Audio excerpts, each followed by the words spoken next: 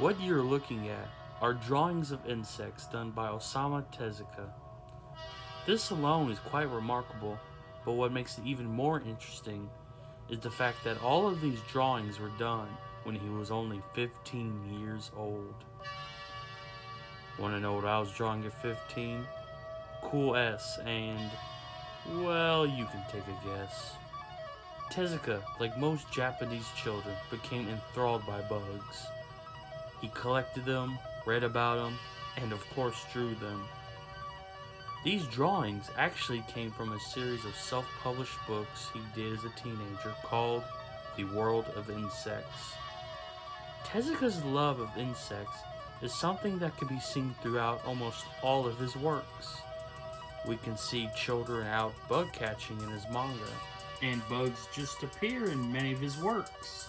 All of this brings us into today's review of Osamu Tezuka's The Book of Human Insects.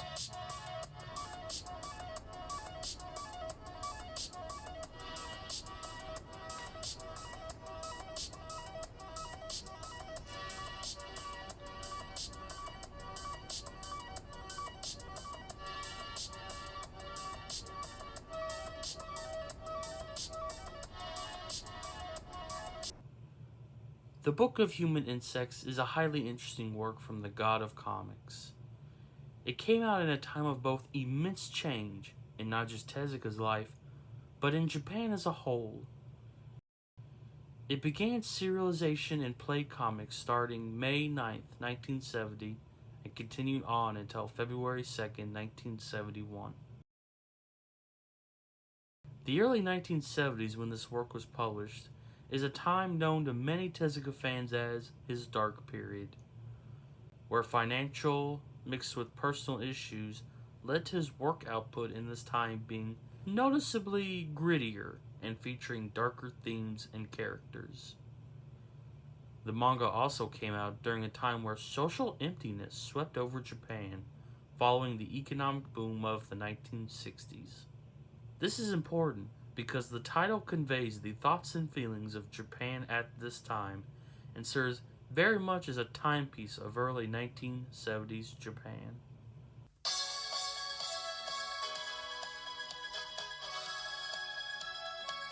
Tezuka is probably one of my favorite manga artists of all time, and I'm very excited to finally be able to talk about a Tezuka manga. Now, normally I would put a short biography of the author here, but Tezuka's life story truly deserves a video of its own. In fact, I'm sure that most of you out there already know a little bit about his life and career, so I won't waste your time and just get into the video. But if for some reason you've never heard of him, I'll direct you to this video over here that goes over the basic gist of his life.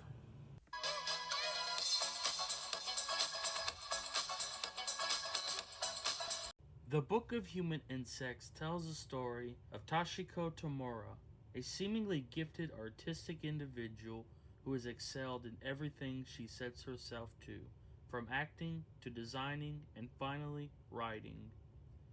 The manga opens with Tomura being awarded the Akutagawa Award for her book titled The Book of Human Insects. While this is happening, we see a disheveled individual toasting to her success, and then a woman commits suicide. What connections do these two seemingly random events have to each other? Well, it all traces back to Tomura. After the awards ceremony, we meet Ritaro Mizuno, who we later learn is a designer and was the former lover of Tomura. He tells her about the mysterious suicide that occurred at the beginning of the manga. It turns out it was another writer and former roommate of Tomura. Tomura tries to talk to Mizuno more, but he leaves, and we are introduced then to Aokusa. He is a reporter for a gossip tabloid who has recently become obsessed with Tomura. Aokusa, on another assignment for his magazine, accidentally runs into the writer while on the train and decides to trail her. He comes upon a house that Tomura has gone into, and it is there that he learns an interesting secret about her. In this house, Tomorrow lies naked and plays with a life-sized wax doll of her deceased mother. Aokusa is discovered by Tomorrow, however, but he then blackmails her into doing an in-depth interview for his magazine. Tomorrow agrees and sets up the meeting place, but later, as the reporter is waiting for her, the mysterious man from the beginning of the manga shows up.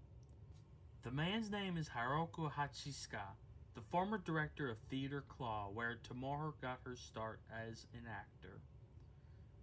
Hachisuka tells Aokusa his backstory with Tomorrow, and ultimately warns him to stay away from her for his own good.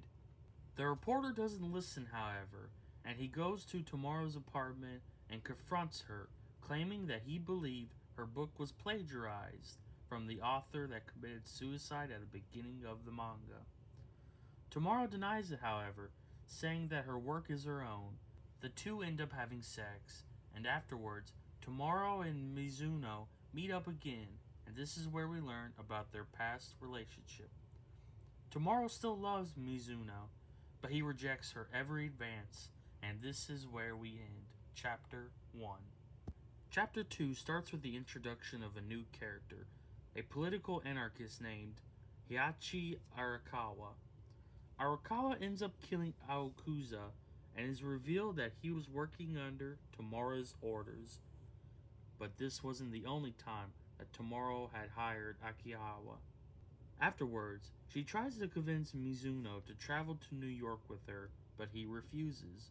Tomorrow then goes to the club getting drunk and runs into a crime boss by the name of Sasson Kabuto, who ends up taking her back to his house. There, Kabuto reveals that he knows her secret, and we learn about the nature of Tomorrow.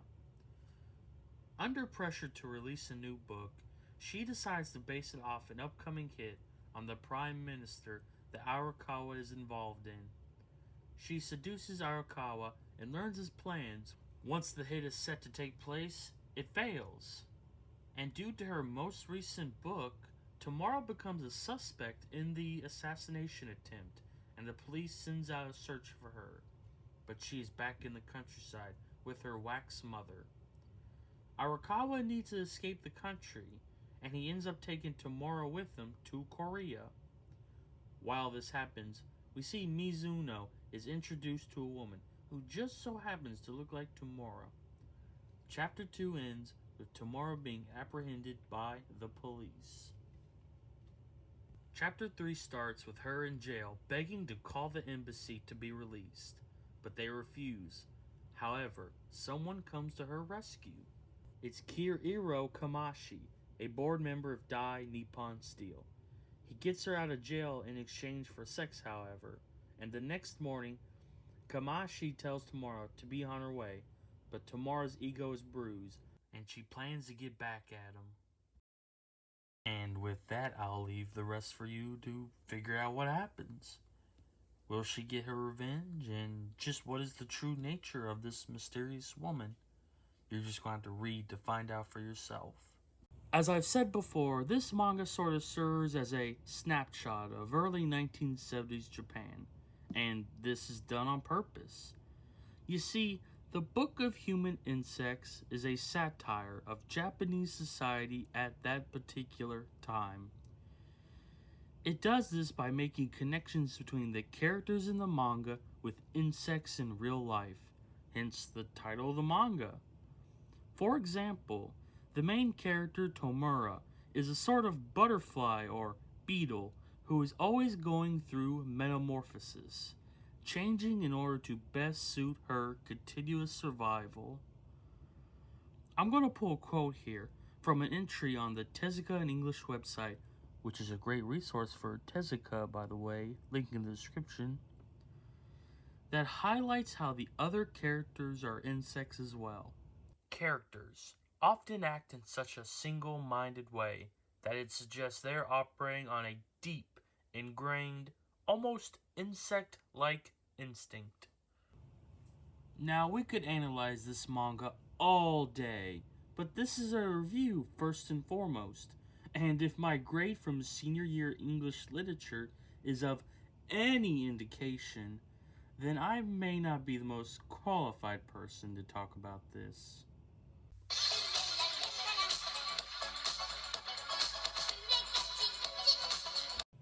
The manga is just amazing, though it may not necessarily be my top choice when it comes to Tezuka's Dark Period. I'll explain that later.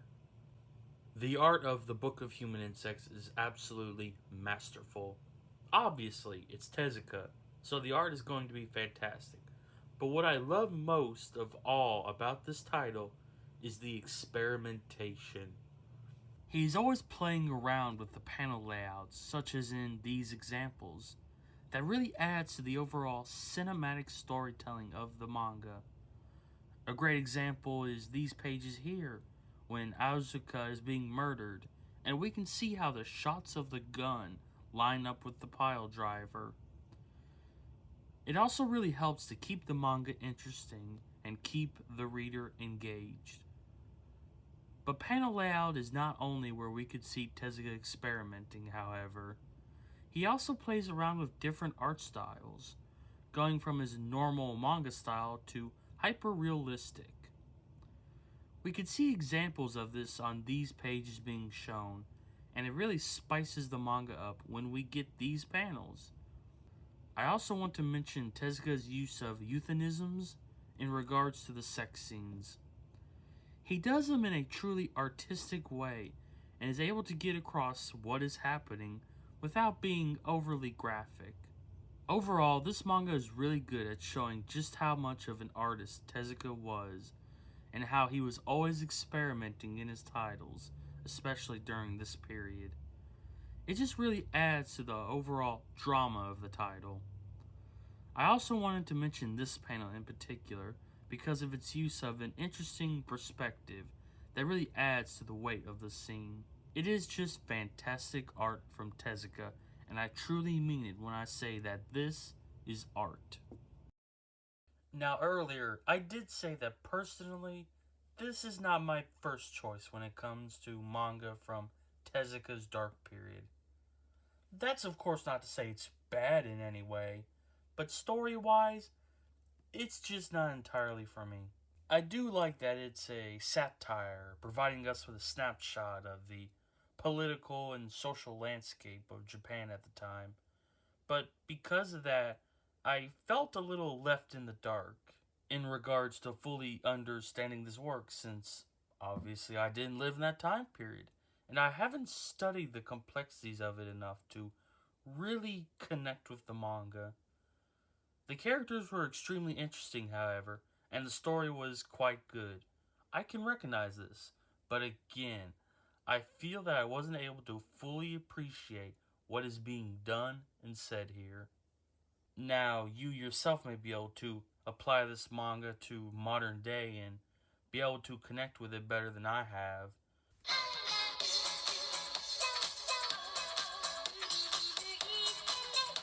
The Book of Human Insects made for great drama. It made for great art and is truly a worthwhile read. I would still highly recommend it, even to those who wouldn't fully understand the satire. It's just an amazing title and a masterclass in what manga could be. That's why I'm giving The Book of Human Insects by Osamu Tezuka an 8 out of 10. And with that, we conclude my first review of a Tezuka manga. I hope you enjoyed it, and I hope you agreed with what I had to say about it. The Book of Human Insects really is a fantastic manga, though again, it's not necessarily my first choice when it comes to Tezuka's work from this particular time period. If you yourself are a Tezuka fan, then you might want to stick around, because in the next couple of months, I'm probably going to be doing more Tezuka reviews, because trust me, I have plenty in the backlog that I could review. And with that, I'm going to conclude today's video. I hope you enjoyed it, and I hope to see you around again.